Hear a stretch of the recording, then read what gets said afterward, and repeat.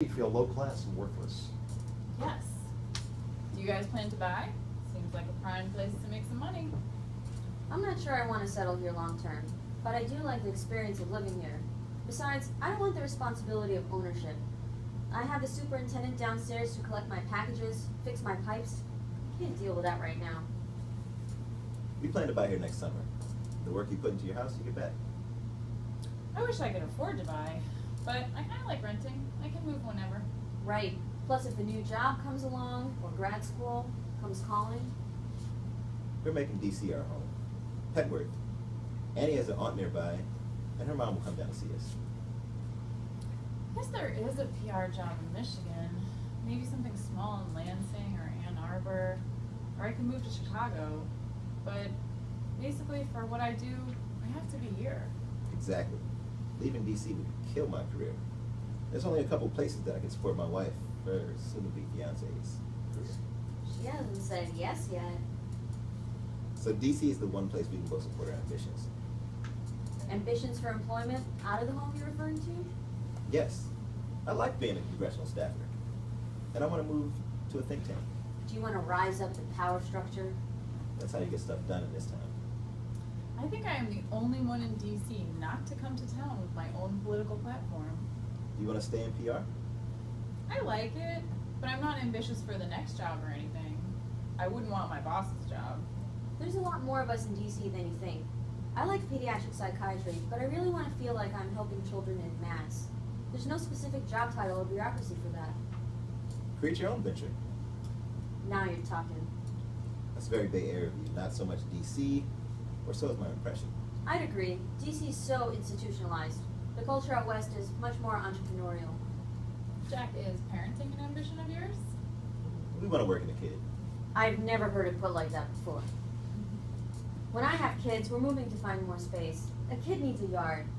There are new affordable communities in PG County, actually. All PG means is pre-gentrification, my friend. I like having all the resources around for kids, but my man's got to have income. That's just my reality. I ain't working for a couple of years. The man's role is to provide. Cue Ruth's indignation. The man's role is to provide? How about I want a husband who's like X, not the role of the men to be like X? Melissa, you are rolling back the clock, sister. Me completely paying for him is not exactly a turn-on for me or any woman I know. If he volunteers for something meaningful, that's good enough for me. And be a good dad. Yes. But I must admit, I'm not there yet about having kids in the city. Schools? Uh-oh. Ruth, won't you have single-handedly saved the public schools by then? The city itself is a great classroom. Annie and I will stay in town for the long haul. The long haul. I just feel year after year, I'm here in DC, still single, still in the same job. I just don't see where life is going. No one knows. Where else would you be? Oh, dang. So they're not going to vote tonight, but I still have to come back for a quick strategy meeting. If ever there were a contradiction in terms, I guess we'll be on the midnight train. Charles, I'm going to pay you now. Wow, that line has gotten long. Well, it sure was nice getting you out of your binder and getting to know you. Yeah, perhaps our paths will cross again. Very likely on a train platform on December 23rd next year. Here are your checks. I hope I don't feel like it's another wasted year of my professional life and love life in DC. Hey, you're here in DC because you're the most actualized here. Simple as that. And as for finding someone special, it's best when they meet you at your best. Truer words have never been spoken. So, have we met in a LinkedIn context or a Facebook context? How about mailing addresses for holiday cards? We'll pledge to write on Christmas Eve if we don't meet on the platform next year. Here's my card. Sounds good. Charles, extra tip for you and your wisdom. What are you guys doing for New Year's? I will actually take a quick trip back down here to pick up the rest of my clothes. So I'm going to my friend's party on 11th Street in Columbia Heights. Me too. Annie and I will be at Grill 11. No way. No way. How do you guys know Reagan Alexander?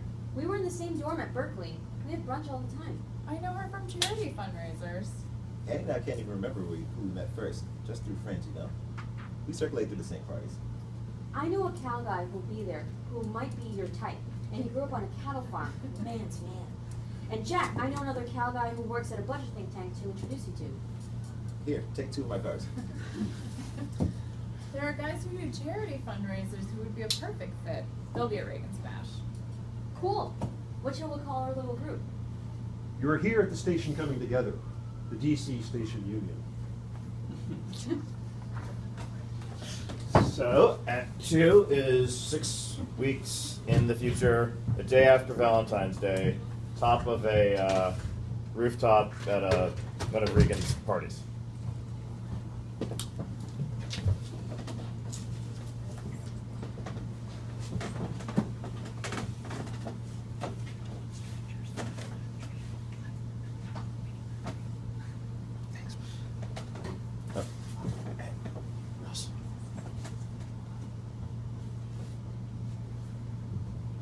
Jack, oh my god, I can't believe I'm meeting you here.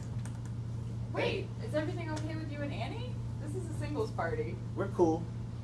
Annie's downstairs. She knows the owner. We gotta live up for Regan. So Regan come to say. I love this party. Single Liberation Day! And such a nice view of the monument. Hey, Valentine's Day's no picnic for an engaged guy either. Flowers and dinner against a backdrop of an accelerated wedding plan. Ooh, how's that going?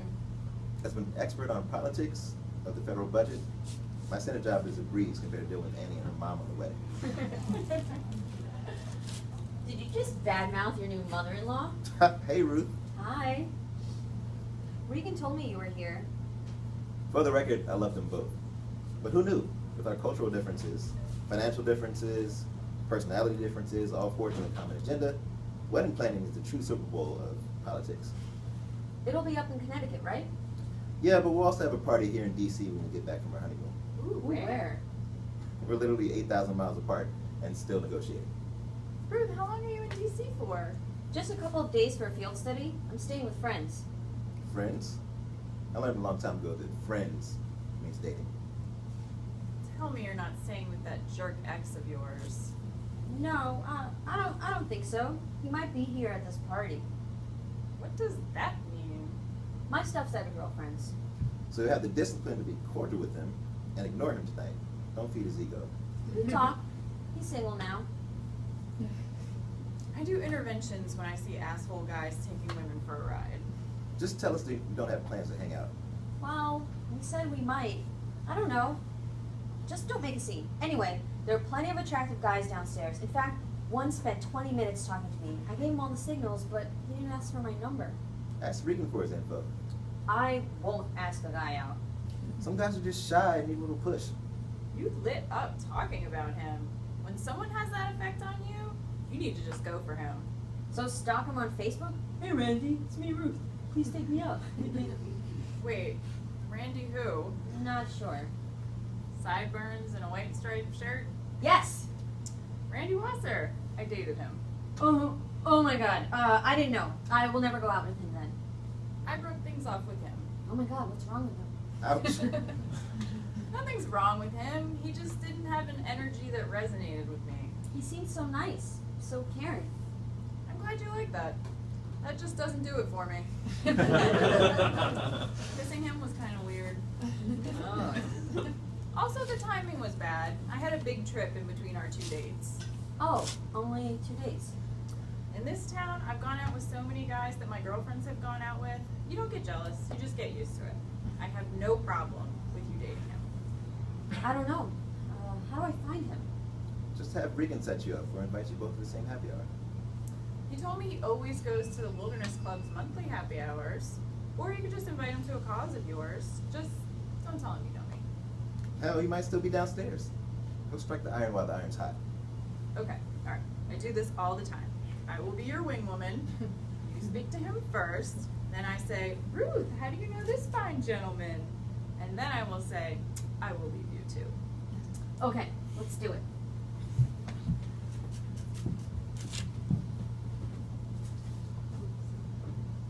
It's Jack, right? Yeah, Bill? Samson? Yeah, you know those chicks. We all met in Body Union Station at Christmas. Everyone's met Melissa. Who's the other one? Well, I didn't know Melissa until recently. Yeah, who's the other one? Ruth Miller. Not your type. Besides, every time I saw you last year, you had a girlfriend. I got rid of her before I had to spend any more money on Christmas presents. She wants to be high income, but she's low class. You know the type, man. Drives a 12-year-old Beamer, wears tacky outlet clothes, uses big words, but can't string together an intelligent thought. I wasn't gonna be your chick of that. Okay. I'm just curious, what attracted you in the first place? Well, you saw what she looked like. She was a lot of fun, but one too many times I'd be with clients or partners, and she'd open her mouth. She made me look good walking in the door, but not upon leaving, you know what I mean? Dinner parties were the worst. You have to actually be intelligent, and you can't break away from the group to single someone out. Her stupidity was a reflection on me. You can blaze your own path to finding a partner. A woman's got to bring something to the table, man. The women at Regan's parties, they come from known families. They bring social capital to the table. So I guess you now exclusively date women with Ivy on the resumes. Peace out. Melissa. Oh. That sounded intense. What a dirtbag. Dirtbag? Rude, you're such a prude. Actually, Melissa, he seemed to know you. Oh yeah. Assholes like Bill Sampson pay a bunch of money to be seen at Georgetown fundraisers. They get a bunch of dumb chicks to board their limerals to take them to their coke parties out in McLean or Potomac. I saw right through him. He asked about you, Ruth, but I cut off that line of inquiry. Whew, thanks. Good news. I caught Randy leaving. He and I will go to a benefit concert Monday night before I leave to go to Boston. Great! She did well for herself.